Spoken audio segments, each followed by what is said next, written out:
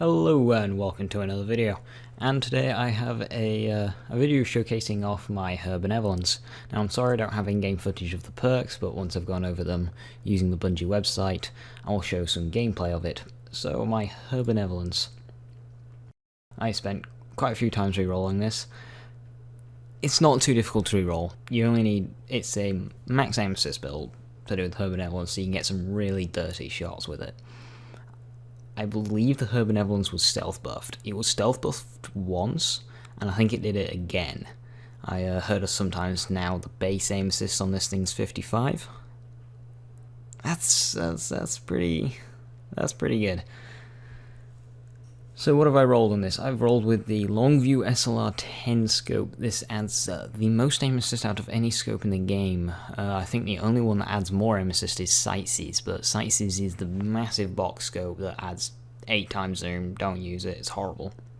Longview SLR-10 is really good because ambush and short gaze are 4.5 times zoom, whereas the Longview SLR-10 is 5 times zoom. So it's only 0.5 times more. And it has a lot more aim assist. Ambush takes away from the aim assist. Short gaze adds quite a bit to the aim assist. But Longview SLR-10 adds loads to the aim assist. And then we've got Hidden Hand, which adds even more aim assist. Now if you want, you can go with Injection Mold. I went with Hand-Laid Stock. We can go with Injection Mold, which is very similar, reduced range, more stability. But you don't get as much stability as Hand-Laid Stock. But what you do get is better weapon handling, which makes the Longview SLR-10 basically an ambush scope. You know, the ambush is a very agile, snappy scope, as it says there.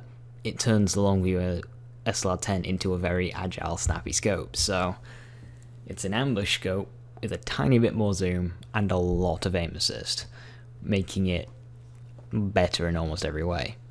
And then for the final perk, I went with Performance Bonus. It doesn't matter what you go with, you know, Unflinching, Grenadier, Performance Bonus, doesn't matter. Just don't go with Surplus. So that's the build. With this, it should have an aim assist of around 80. Yeah, 80. Which, considering the Shadow of Veils gets 69 when using the short gaze scope, yeah.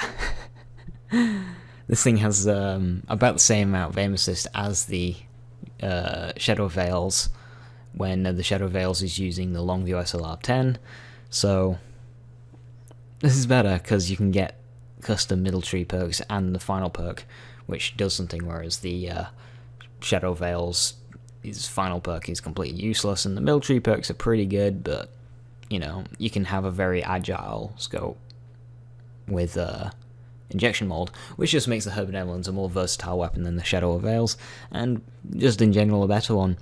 I've hit some really dirty shots with this. The gameplay I'm about to show you, I've only got 2 games, but these are all the dirty shots in those games. So there's all these dirty shots plus on top of other kills that I got, which I didn't bother showing.